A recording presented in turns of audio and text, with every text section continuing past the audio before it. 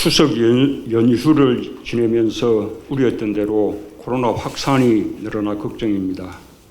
거시경제에서 뚜렷한 회복세를 이어가고 있지만 회복의 온기를 느끼지 못하는 국민들이 여전히 많습니다. 온전한 일상을 되찾지 못하고 있기 때문입니다. 정부는 코로나 위기를 완전히 극복하고 더 포용적인 회복과 재건을 이루기 위해 최선을 다하겠습니다.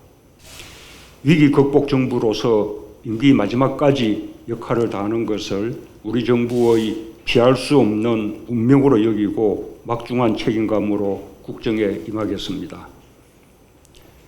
한편으로는 4차 산업혁명이 가속화되고 기후 위기가 눈앞의 현실로 다가오며 디지털 문명, 그린 문명으로 대전환하는 시대를 마주하고 있습니다. 이는 우리 정부의 철학이나 선택이 아니라 세계적인 흐름입니다. 정부는 국가의 명운을 걸고 우리 정부 임기 동안 대전환의 토대를 확실히 구축하는 것을 시대적 소명으로 삼겠습니다. 우리가 먼저 앞장선다는 능동적 자세로 새로운 인류 문명 시대를 주도적으로 개척해 나가겠습니다. 정부는 이 분야만큼은 임기 말이라고 생각하지 말고 국가적으로 처음 시작한다는 초심 같은 각오를 가져주기 바랍니다. 지금까지 정부는 국민과 함께 위기를 잘 헤쳐왔습니다.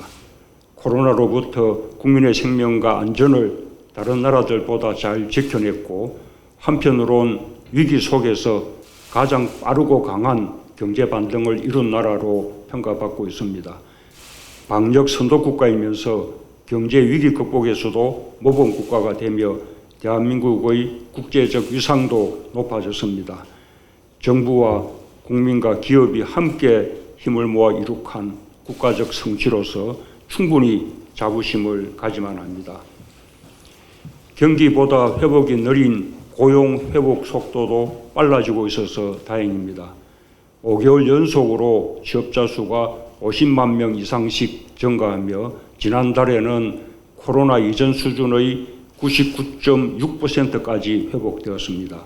이 추세대로라면 고용도 올해 안에 코로나 이전 수준을 회복할 수 있을 것으로 기대합니다. 하지만 여전히 코로나의 터널을 벗어나지 못하여 생업에 위협을 받는 분들이 많습니다. 특별히 코로나 장기화로 어려움이 날로 더해지고 있는 소상공인, 자영업자 등 대면 서비스업에 종사하시는 분들께 거듭 위로의 말씀을 드립니다.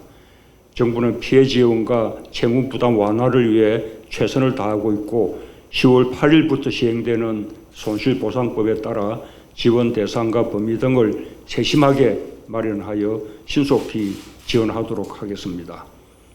생업의 어려움을 덜어드리는 가장 확실한 방법은 방역, 접종, 민생, 경제가 조화를 이룰 수 있는 일상 회복 단계로 하루속히 나아가는 것입니다.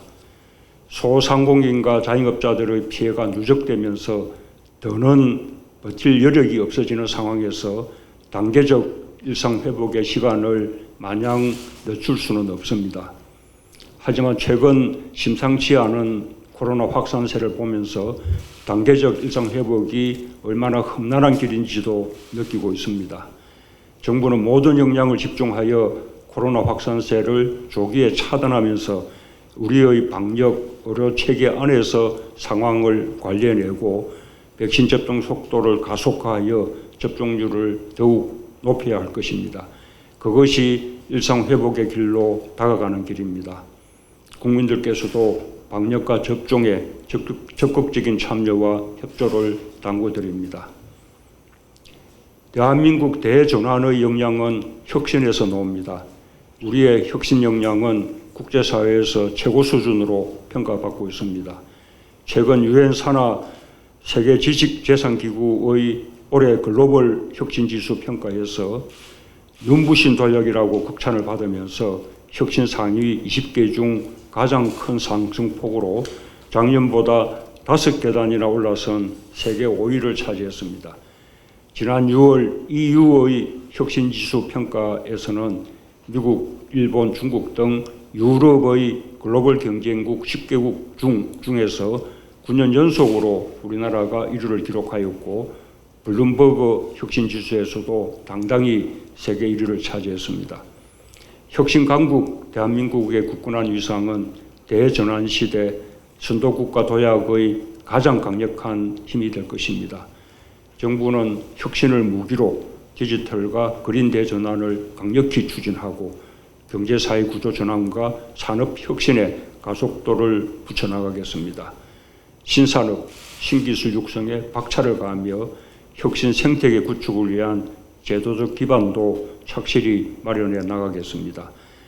대전환을 향한 혁신의 힘찬 발걸음이 새로운 시대를 열어나가는 원동력이 될 것입니다.